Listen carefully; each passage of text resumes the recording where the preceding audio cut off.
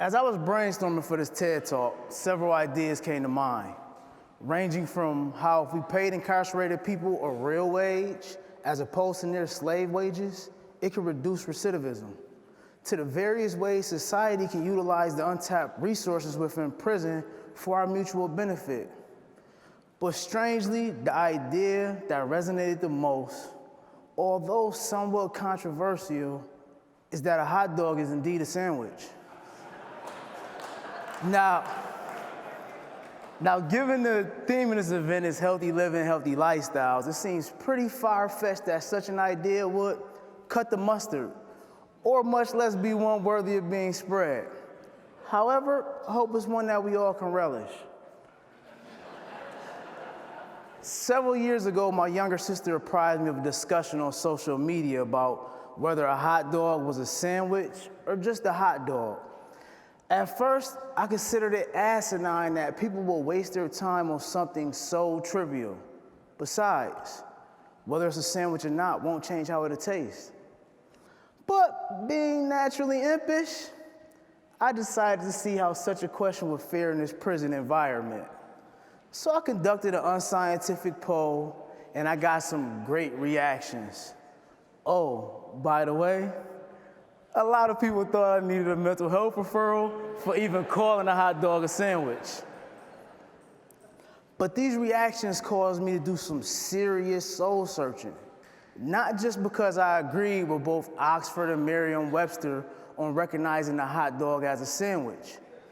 After all, if meatballs on a split roll is considered a sandwich, then so is a hot dog.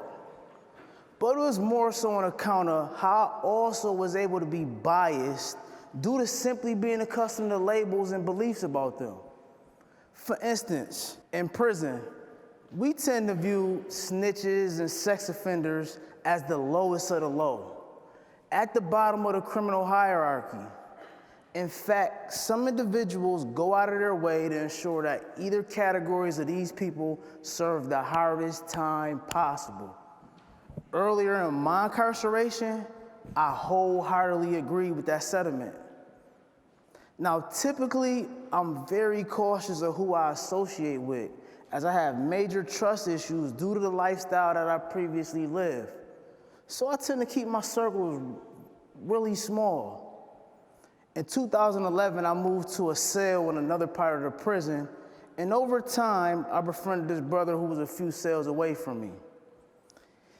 He was a comedian by nature, a seemingly decent guy, and one heck of a cook. His motto was, "You buy it, he'll fry it." And frankly, the brother could fry. Hey, I love chicken. Watermelon too, but I don't like grape soda. As some time passed, I noticed one particular officer always gave this brother a hard time. Being curious, I wondered what the problem was all about. So I inquired, and that's when he disclosed what he was incarcerated for and the details of his case. Needless to say, but I was shocked to discover this brother nicknamed Murder was a sex offender. This caused me to have a drastic shift from my previous position regarding sex offenders and that their beds should be as rough as possible. My friend didn't fit my presumptions of a sex offender because I, like many, tend to picture pedophiles and serial rapists whenever I hear the label sex offender.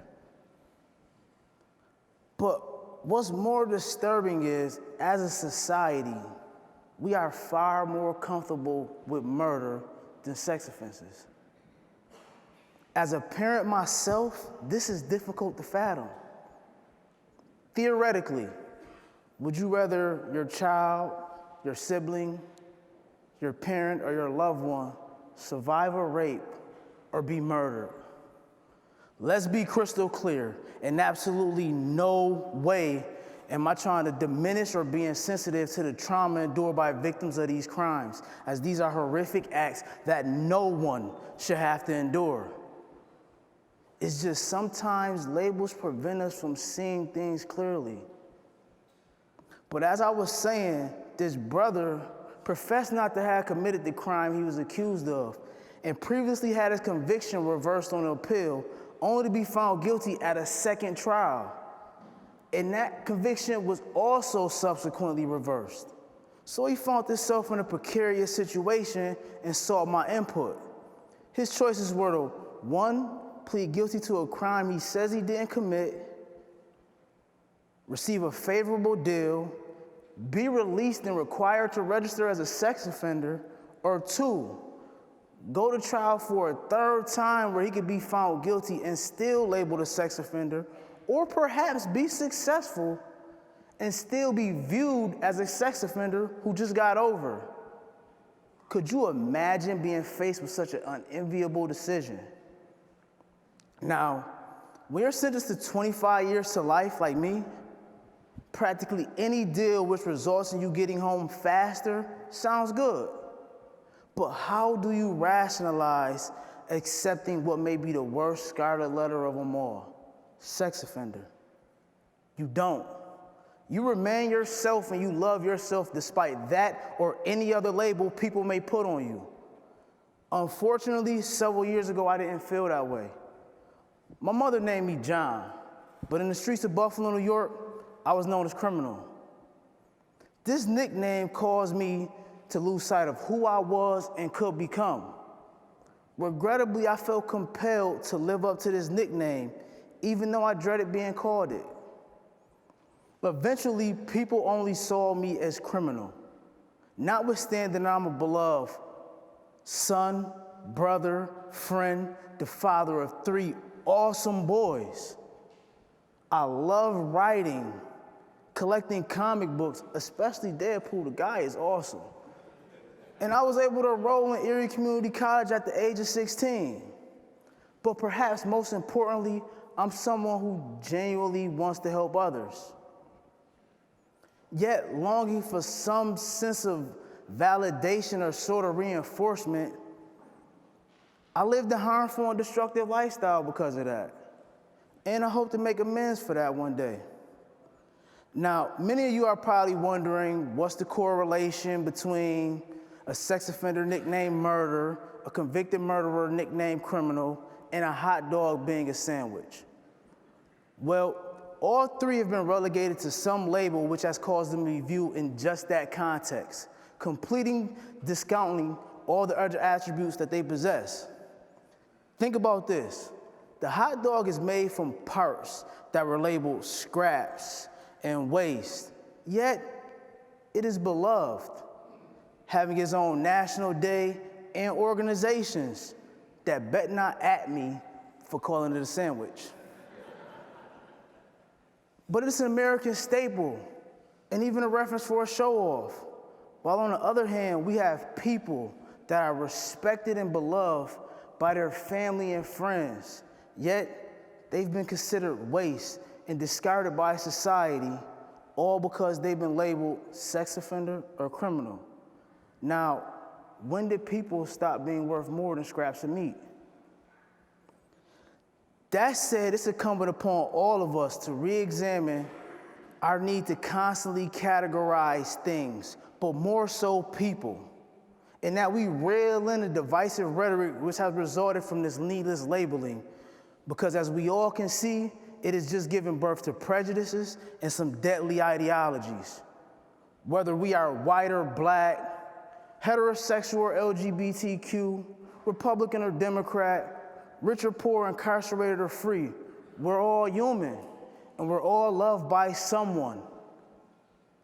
And we should be focused on the bigger picture, which calls for us to be open-minded and empathetic. As long as we remain stuck in this narrow mindset that life is binary, that is this or that, us and them, we will only perpetuate this divisive and deadly trend of categorization.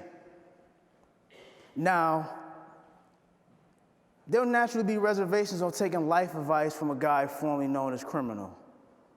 And obviously, some may be offended at what I have to say.